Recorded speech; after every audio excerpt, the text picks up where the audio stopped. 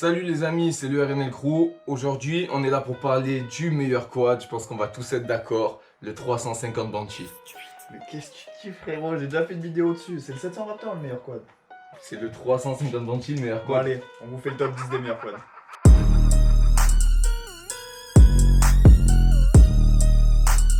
Pour ce top 10 des meilleurs quads, il n'y aura pas de classement entre les quads parce qu'ils sont dans ce classement pour des raisons différentes. Certains parce qu'ils sont hyper abordables, d'autres parce qu'ils sont hyper puissants et pour plein d'autres raisons. Donc il n'y a pas de comparaison entre les quads. C'est un point de vue purement subjectif.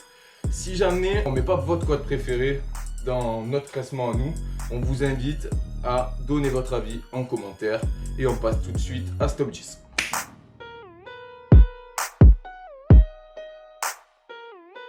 Donc on va commencer par un quad qui est très peu connu, le 450 YFZR. Donc le 450 YFZR, il a été fait par Yamaha pour uniquement de la compétition, c'est très rare d'en voir en balade. Quelques-uns homologués en SQ, il est dans le top parce que c'est quand même un des seuls quads à injection.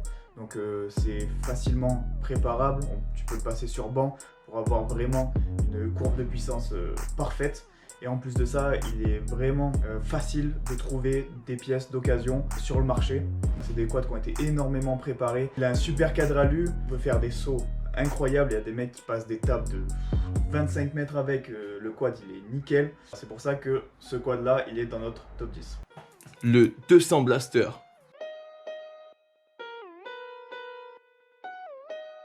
Donc le 200 Blaster, je suis hyper bien placé pour en parler parce que ça a été mon tout premier quad.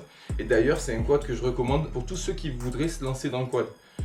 En termes de prix, il est hyper abordable, il est super léger, super maniable et super joueur quand je vais commencer. C'est un 2 temps, moi le mien je lui ai mis le feu dessus. Je vous mets des photos, des vidéos que vous pouvez retrouver sur notre chaîne. Juste un petit bémol, c'est que c'est pas vraiment adapté pour les gros gabarits. Le quad est petit, je fais 1m78 et je faisais déjà crapaud dessus. Mais sinon, c'est un super quad, hyper abordable et hyper joueur. Il était obligé de faire partie de ce top 10, obligatoire. Bon, maintenant on va passer au quad qui est notre coup de cœur, un quad que j'apprécie particulièrement. En fait, c'est pas vraiment un quad, c'est 3 quads. Donc le 400 LTZ, le 400 KFX et le 400 DVX. Donc c'est un quad ultra polyvalent, pas excessivement cher, mais qui peut tout faire en fait.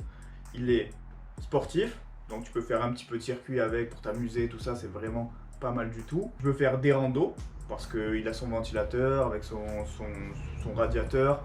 Il est haut, donc tu peux passer par-dessus les cailloux, il est haut, dans les rivières. Exactement. Il a aussi la marche arrière, ce qui est plutôt une bonne chose.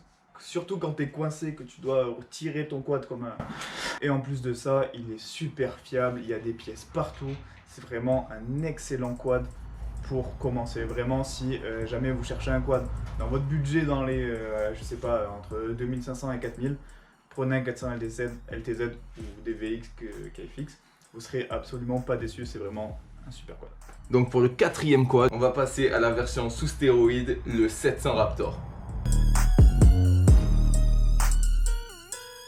Bon, le 700 Raptor, on aime ou on n'aime pas, mais c'est quand même une machine emblématique du milieu du quad. C'est hyper prisé par les kékés. C'est une machine hyper puissante qui est haute, donc pour les randos c'est pareil, c'est la folie, marche arrière, la même chose. Donc voilà, c'est pas mal prisé par ceux qui font du SQ. Donc le SQ super quadeur, pneu route, quad rabaissé, bref vous connaissez. Pour la petite anecdote, je crois que c'est les seuls quads homologables en 2020 en France.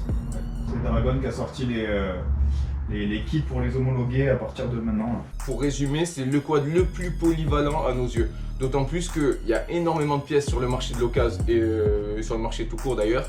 Donc on peut se faire des petites prépas sympas pour pas trop cher. Et je place ma petite pub, on a fait une vidéo sur le 700 Raptor, donc allez la voir les gars. Bon allez, on va changer de catégorie, maintenant on va parler des gros baroudeurs. Donc j'ai nommé le 1000 Scrambler.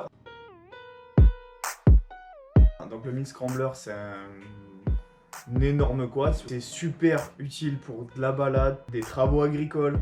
C'est aussi utilisé pendant les courses d'endurance. C'est assez rare de voir des baroudeurs en endurance, mais c'est quand même très utilisé.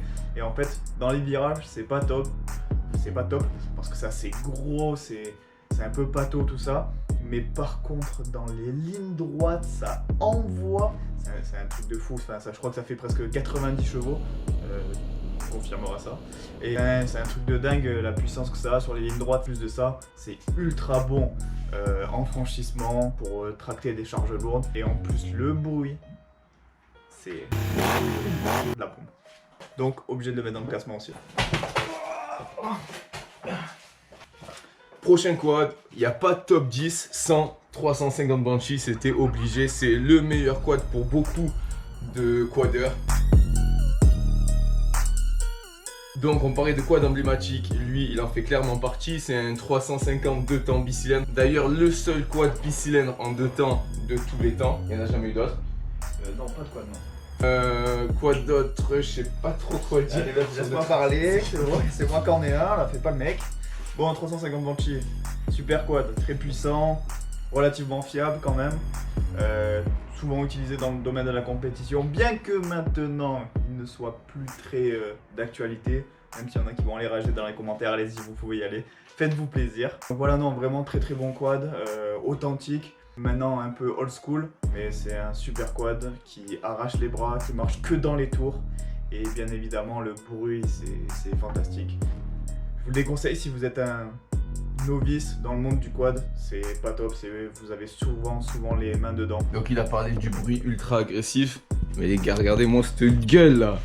Est-ce que le quad il a pas envie de manger les autres quads quand il est sur la piste? Ouais. Regardez comme il a l'air agressif.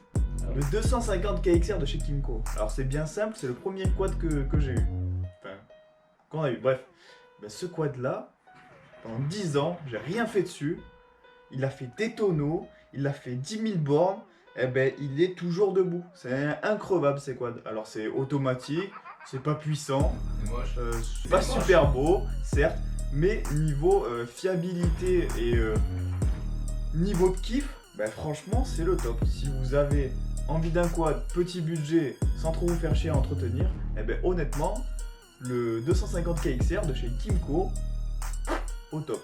Bon, maintenant on change de catégorie.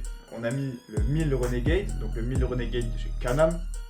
Donc c'est un peu la même chose que le 1000 Scrambler. Donc c'est des quads qui sont très bons pour la rando, qui sont très bons pour le franchissement. Oui, dans la boue, ouais, c'est très souvent utilisé. Ils mettent des pneus énormes avec des lamelles pour passer dans les bourbiers de dingue.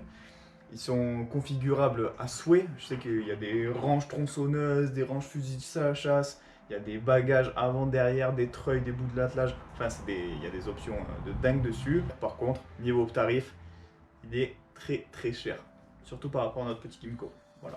Maintenant, on va parler du WTech. Alors, le WTech, c'est un quad un petit peu atypique, qu'on n'entend pas souvent parler et qu'on voit pas très souvent. Parce qu'en fait, ce quad-là, c'est un châssis. En fait, c'est un châssis où on met le moteur qu'on a envie dedans. Donc on peut mettre des moteurs de 350 Banshee, on peut mettre des moteurs de 450 CRF, de fusée. En fait c'est un quad qui est vraiment personnalisable à souhait et il est assez spécial parce que d'habitude les quads ont des trains avant et celui-là il a des trains avant mais qui fonctionnent comme ça.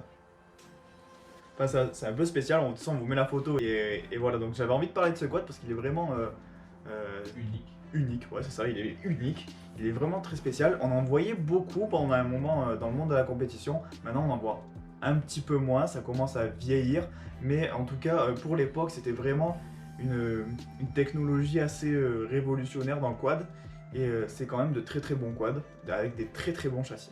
Avant de vous donner le dernier quad de notre top 10, n'hésitez pas à aller vous abonner à notre chaîne, à lâcher un petit like si ça vous a plu, et surtout nous dire si vous avez envie de voir ce genre de vidéo dans ce format là. Par exemple, nous on avait pensé à un top 10 des quads à moins de 2000 €. Donc voilà, si ça vous intéresse, n'hésitez pas à le mettre en commentaire, nous donner des idées. Pour le dernier quad de notre classement, il est assez rare, c'est le 700 TRX. Il est un peu spécial aussi parce que c'est un 700 monocylindre, comme le 700 Raptor, sauf que lui il n'a pas d'arbre rigide à l'arrière, il a deux trains en fait. Donc il est...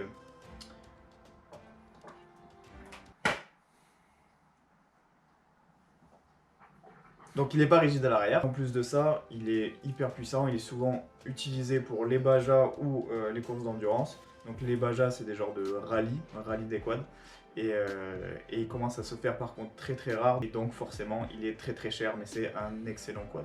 Si vous en trouvez un à moins de 9000 €, vous pouvez vous dire que c'est une très bonne affaire. Tu veux faire la fin? Ouais. Bon les gars, voilà, le top 10 de nos quads préférés est terminé. Il y en aurait eu plein d'autres à mettre les gars, on aurait pu parler du 450 LTR, je sais que vous êtes beaucoup à l'aimer. Pour nous ça rentre un peu dans la gamme 450 YFZR, tout ça. Bref, on aurait pu parler du 500 LT, on aurait pu parler de plein de quads.